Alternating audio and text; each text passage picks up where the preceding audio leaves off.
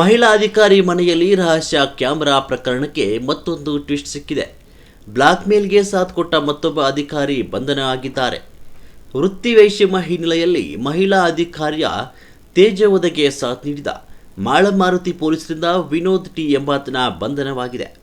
Vinod mobile ಜಾಲಾಡುತ್ತಿರುವ ಪೊಲೀಸರು ಮಹಿಳಾ ಅಧಿಕಾರಿಯ ವಿರುದ್ಧ ನಕಲಿ ಪತ್ರಕರ್ತರ ಚೂ ಬಿಟ್ಟಿದ್ದ ವಿನೋದ್ ಬಂದ ಹಣದಲ್ಲಿ ನಕಲಿ ಪತ್ರಕರ್ತರು ಹಾಗೂ ವಿನೋದ್ಗೆ ಇತ್ತು ಪಾಲು.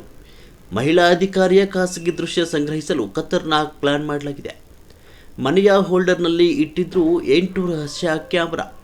ಪ್ರಕರಣ ಸಂಬಂಧ ಈಗಾಗಲೇ 3 ಜನರನ್ನು ಬಂಧಿಸಿರುವ ಪೊಲೀಸರು ಈಗ ಮಹಿಳಾ ಅಧಿಕಾರಿ ಕಚೇರಿಯ ಮತ್ತೊಬ್ಬನ ಬಂಧನವಾಗಿದೆ. ಬ್ಲಾಕ್ ಮೇಲ್ನಲ್ಲಿ ಬಂದ ಹಣದಲ್ಲಿ ಮನೆ ಕಟ್ಟುವ ಪ್ಲಾನ್ ಕೂಡ ಇತ್ತು.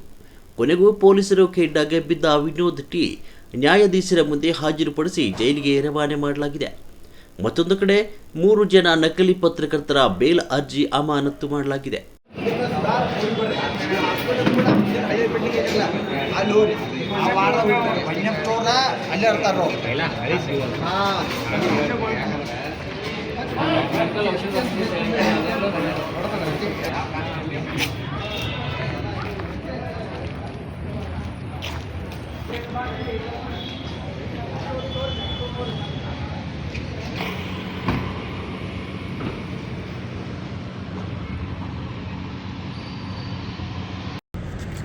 ಈ ಪಾಯಿಂಟ್ ಮಾಡ್ರಿ ಮೈನಸ್ ಹಾಕೊಂಡ್ರಿ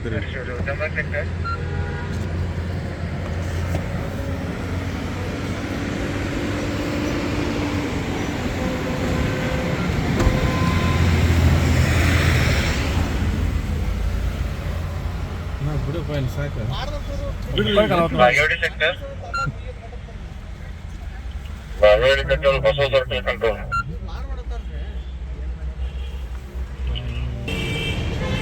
ಮುಖ ಮುಚ್ಚಿಬಿಟ್ಟಾವ.